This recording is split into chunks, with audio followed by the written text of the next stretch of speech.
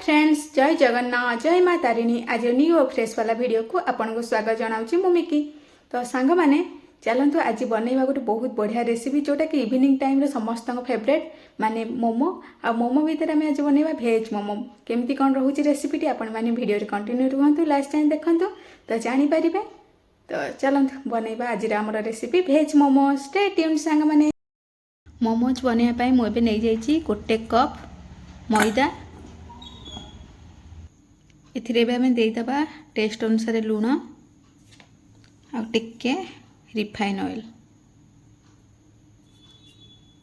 देकी भल भाव को मिक्स करवा जेमिति कि लुण आ तेल मैदा सहित बहुत बढ़िया से मिक्स हो। एबे आमर मैदा सहित तेल आ लुण बहुत बढ़िया से मिक्स हो जाइए। देखंतु जेमती हाथ रे रखले एमती आर टेक्सचर रहिबो। एबे आम एथिरे पानी देकी चकटी दबा। पानी आम अल्प अल्प दबा बेसी दबा दरकार नहीं अल्प अल्प देकी चकटिबा जेमिति कि डोटा आमर बेसी भी हार्ड न हुए कि बेसी भी स्मूथ न हुए सेमती आम आपको चकटिबा। देखिपारे एबे आमर डो रेडी हो जाइए आ केते बढ़िया से आर टेक्सचर रही। एबे आम आपको घोड़े दबा प्लेट गोटे आ छाड़ीदबा अध घंटा 45 मिनट ता भीतर आमर रेडी हो डोटा पूरा मोमोज घोड़े छाड़ीदबा।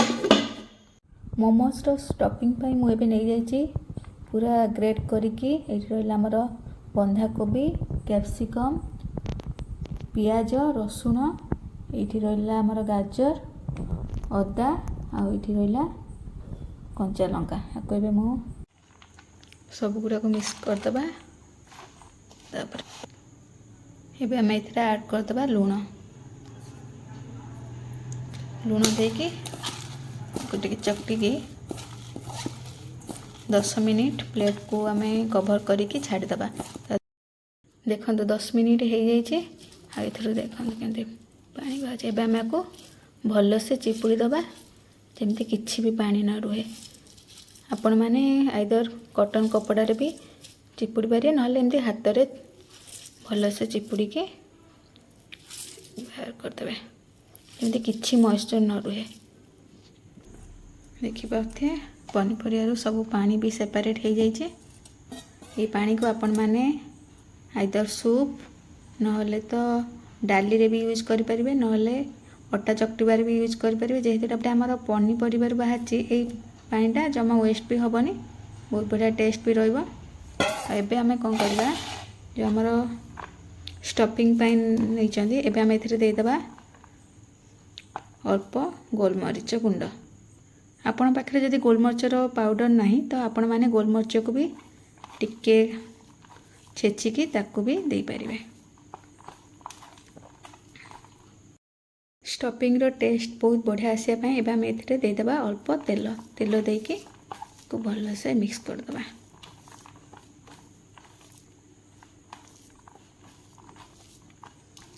एबे हमर स्टफिंग रेडी हो जाइए। आम एबे देखिबा हमर जो डोटा रेडी करथिले मोमोज पई सेटा केमती कोन रेडी होइछि।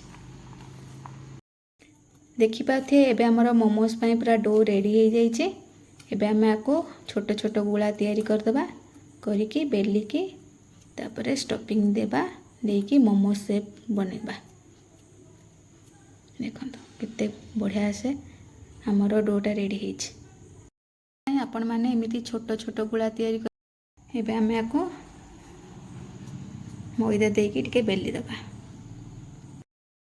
पूरी शेप रे मो बने देछि। आपको आपण माने बेसी पतला करी बेलिबेनी कि बेसी मोटा की बेलिबेनी। बेसी मोटा बेल देले हमर मोमोसटा टिके मोटा मोटा कंसिस्टेंसी रहे जमा भल लागियोनी खाया पई। आ पतला हेले भल रे माने स्टफिंग देला पर सेटा फाटी जीवो जेतला हमें स्टीम दबा। तो एमती करिकी एबे हम एथिरे स्टफिंग दे दबा।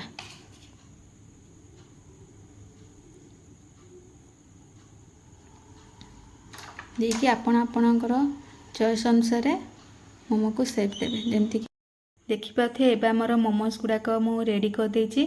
आपण माने आइदर एमती पत्र वाला सेप बनै परिबे नहले मुणी वाला नहले एज यूजुअल आपण माने मोमो शेप दे पारिबे जोटा कि मोदक शेप रो बनै कि रेडी करि पारिबे आपण आपनकर चॉइस अनुसार। जेहेतु मु देसी जुगाड़ केमती मोमोसटा स्टीम हम आपण मानक शिखेबी तो मुझे ये नहीं जाइए गोटे केक पाई जो मोल्ड ताकू एथिरे देदेबा आम अल्प तेल तेल देकी भल से ग्रीज करदे चार साइड। सब बेले जितेबाला भी आपण मैंने नौकरी केक मोल्ड तो देखिए जमती एथिरे पानी जमा लगी न पानी लगिगले कौन हम ना मोमोज गुड़ा स्टीम हैला बेले को ये लाखीज और जमा भल से बाहर ऑयल ए ग्रीज करदे आमर ए ऑयल ग्रीज सरी आम देदेबा आमर मोमोज गुड़ाक।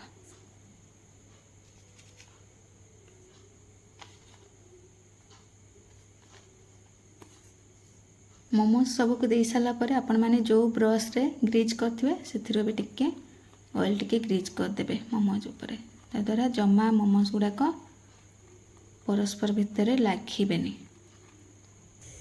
देखो मोमोज बनाइबा मुझे नहीं जाइए गोटे बड़ डेक्ची जो पानी को टिके उषुम करके छाड़ी देछि।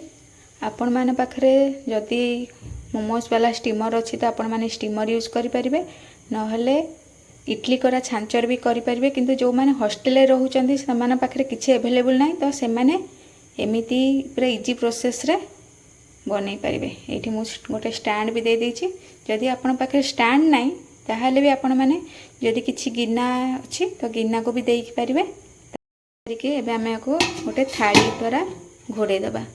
आपण माने आउपरे जदि किछि गोटे हेवी जिनस जेमति कि जदि आपण पाखरे जो छोट हेमदस्ता अच्छी आपण सेथिरे भी देई पारिबे नहले छोट पत्थर भी देई पारिबे देकी 40 रु 45 मिनिट जाए स्लो मीडियम जार देकी छाड़देवे ता द्वारा आमर मोमोज गुड़ा रेडी हो।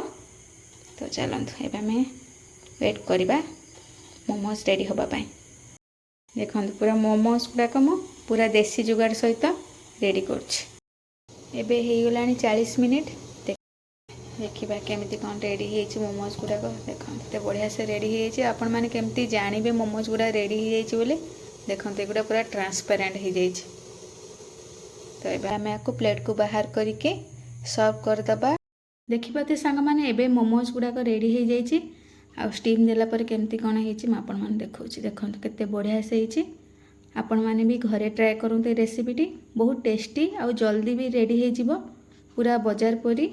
तो आपण मैंने यही मोमोज सहित रेड चटनी जोटा कि मोमोज चटनी रहिला टमाटो आउ सुखिला लंका रसुण ताकू भल से सिझेकी ग्राइंड करी तार जो चटनी से चटनी सहित भी खाई पारिबे आउ ता सहित रहिला मेयोनीज खाई पारे बहुत टेस्टी। तो आज रेसिपीटी आपण मानक केमिति कौन लगे लाइक शेयर एंड कमेंट माध्यम मत निश्चय जनइबे। जो मैंने मो चैनल को नुआ कि विजिट कर सब्सक्राइब करने को जमा भूलिबेनी। रहुची नमस्कार पुणी देखा एक नुआ रेसिपी सहित से पर्यंत विदाय दियंतु। जय हिंद।